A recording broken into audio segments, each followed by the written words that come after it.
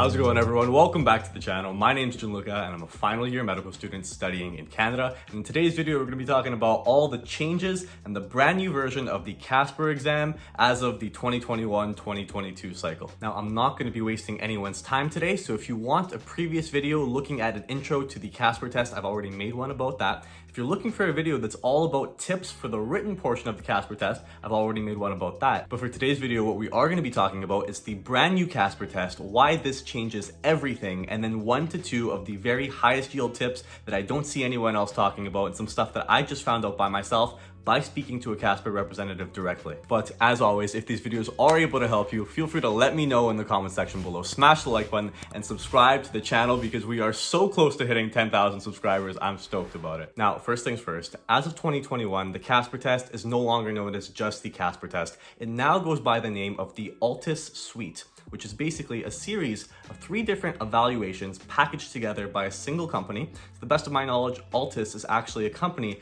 that was developed on the McMaster campus, which is where CASPer first, grew, and now has spread throughout most of the world when it comes to professional school applications, anything from dentistry to nursing to veterinary school and medical school. Now, the evaluation's motto is still that applicants are more than their grades, and to that extent, they're hoping to evaluate you on your personal attributes, and they're going to be doing that through 3 different evaluations. The first is the CASPer test, which hasn't changed in so much that it is the typed out, the written component of the evaluation. The second is SnapShot, which was introduced last year, which is the recorded video interview style of presentation and assessment. And then the final one, which is brand new for this year, is the Altus Suite Duet component, which is stacking up the values of the applicant in comparison to the schools that they are applying for, and that way trying to figure out if the two are compatible and can match. Now, starting off with the first bombshell for 2021 and the CASPer test is that starting this year for the very first time and now moving forward, applicants that write the test will get a score back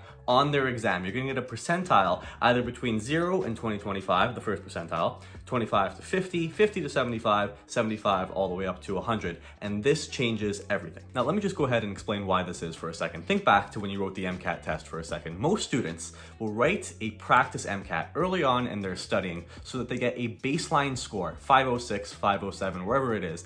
And then from there, they'll study and they'll try different things and see what happens to that score. If it goes up, if it goes down, they'll learn and see what has worked for them, what hasn't worked for them. But if you don't have some sort of score to gauge where you are, then how are you supposed to improve? How are you supposed to know what is bad to write on this test? What's good to write on the test? How much time you should be spending on these different questions? And in that sense, getting a score back on the CASPer test is going to be the first step in actually improving in the long term and making your application more competitive. The second reason why this is a big deal, though, is because let's say, for example, you had a really low MCAT score and you just went on to apply to medical school and you never got in, but you didn't know that it was because really you had a terrible MCAT score. It's the same with the CASPer test, and looking online in different Reddit forums, it seems like there are a large number of students, a not insignificant number of students, that have been totally blindsided by their score on the CASPer test.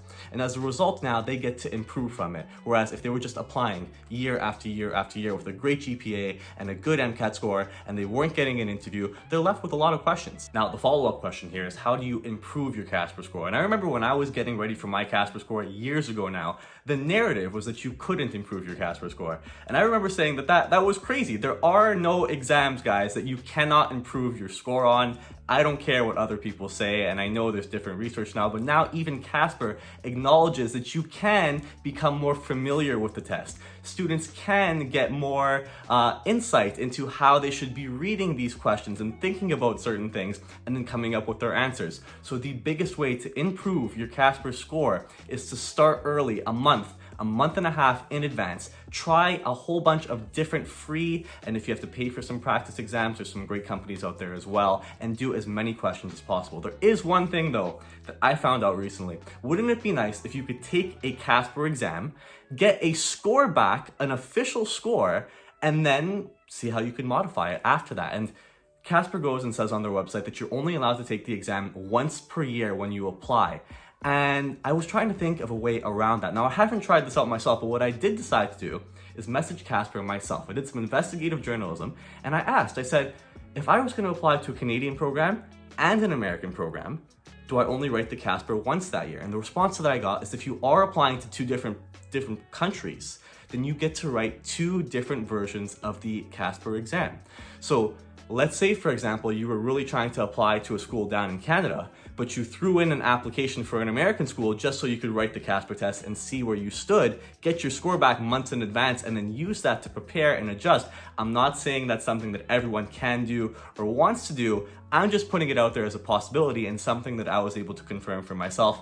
I haven't seen anyone talk about that already. So we're gonna speed this up a little bit. Fast forwarding now to the CASPer Snapshot. The 2 biggest tips that I still have for CASPer Snapshot to this day is that number 1, you do not have to do the CASPer Snapshot on the same day that you write the CASPer written test. I would highly advise that you don't do it on the same day. A lot of students that I've spoken with have felt burnt out after writing the CASPer test. It's not a bad exam, but you don't want to have to do a video interview after that. The second big tip for this section, and in the students that I've spoken with and given this tip to, many of them have told me that it's made an incredible difference, is to record yourself on camera using your smartphone, just like this, like I'm doing right now. Because talking to a phone, trying to get your point across and convey emotions is difficult. It's not natural, and you do need to practice it. It's not the same as a one-on-one interview. I would highly advise the biggest way to prepare for CASPer Snapshot is to record yourself and watch it. In the beginning, you might sound really, really silly, but better that you see that first and improve that than have that be your first performance when you show up that day. And now finally, the last part of the Altus Suite, the CASPer, the Altus Duet, my bad. I've gotten a lot of questions about this now from many different students because it is the first year that Altus is doing the Duet, and people want to know, how do schools use it? How do I prepare for it? Is it going to affect my application? And can I actually get better at it? My biggest tip with Altus Duet, and first of all, we'll actually step it back. The main point of Duet is to try and figure out if you as an applicant will be suited for the school that you're applying to. And what does that mean? The best way that I could explain this is that when I did my interview to get into McMaster, after the interview was over now, they gave us an orientation. And they said at the interview, they said, here at McMaster, and this is actually the way that we learn, there are no real formal sequence of lectures per se. We use something called PBL, problem-based learning. So it's not go to a classroom, lecture slides on the screen, you write them down, you have the test afterwards. It's more free-flowing, and it's very, the groups come together and you bounce ideas off each other, you read a case and you try and challenge each other a little bit with different treatment plans, and it's managed by a tutor or a leader for the tutorial. That is not something, it's not a style of learning that people are used to for the most part.